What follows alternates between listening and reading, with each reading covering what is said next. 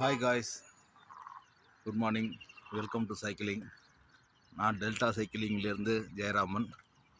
இன்றைக்கி எங்கே வந்திருக்கோம்னு பார்த்தீங்கன்னா, நம்ம தஞ்சாவூருக்கு போகிற புது பைபாஸில் ஒரு 25 கிலோமீட்ரு அப்பு, 25 கிலோமீட்ரு டவுனு, மொத்தம் 50 கிலோமீட்ரு சைக்கிளிங் பண்ண வந்திருக்கோம்.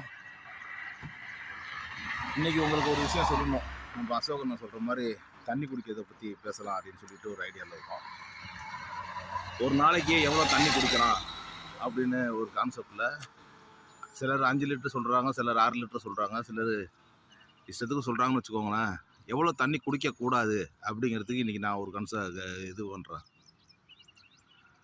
ஒரு நாளைக்கு ஜென்ஸாக இருந்தால் 3லேருந்து 4 லிட்டர், அதே கேர்ள்ஸாக இருந்தால் 2.5லேருந்து 3 லிட்டர் சராசரி மனுஷனுக்கு தேவையான அளவு இதுதான்.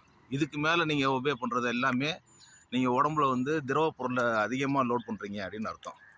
அதனால் சைடு எஃபெக்ட் நிறையா வரக்கூடும். இன்கேஸ் பார்த்தீங்கன்னா உங்களுக்கு வாமிட் வரலாம், அடிக்கடி யூரின் பாஸ் பண்ண வேண்டிய தேவை இருக்கும், தூக்கமின்மை ஏற்படலாம். இதெல்லாம் காரணமாக உங்களுக்கு மன அழுத்தங்களுக்கு நிறைய காரணங்களோ வழிவகுக்கும். ஒரு நாளைக்கு எவ்வளோ வேணாலும் தண்ணி குடிக்கலான்னு குடிக்கிறதும் தப்பு, தண்ணி குடிக்காமல் இருக்கிறதும் தப்பு. ஸோ நம்ம ஒரு நாளைக்கு ஆவரேஜாக ஒரு 3 லிட்டர் கன்சியூம் பண்ணணும் அப்படிங்கிறத கண்ட்ரோல் பண்ணிக்கணும். அதேமாரி உணவுப் பொருட்களை ரொம்ப ட்ரை ஃபுட்டாக எடுத்துக்காமல் கொஞ்சம் லிக்விட் ஃபுட்டாக எடுத்துக்கிட்டோம்னா நமக்கு தேவையான தண்ணி நம்ம உடம்புக்கு சமமான அளவுக்கு வந்துடும் அப்படின்னு ஒரு ஆர்டிக்கலில் படித்தேன். ஸோ காய்ஸ், ஹெல்த்தை நல்லா பார்த்துக்கோங்க, சரியான அளவில் தண்ணி குடிங்க, டெய்லி காலையில் எந்திரிச்சு எக்ஸசைஸ் பண்ணுங்கள், அதிகாலை சூரியன் உதிக்கிறத பாருங்கள், ரொம்ப ப்ளசண்ட்டாக இருக்குது. ஸோ பாருங்கள், இப்போ நான் பார்த்தீங்கன்னா எனக்கு முன்னாடி சூரியன் உதிச்சு வந்திருக்காரு. பார்க்கவே அவ்வளோ மகிழ்ச்சியாக இருக்குது. பனி கொஞ்சம் ஓவர் தான், பட் என்ன பண்ணுறது, சுற்றி முற்றியும் பார்த்தீங்கன்னா எனக்கு பின்னாடியெல்லாம் ஒரு இருட்டாக இருக்கும்.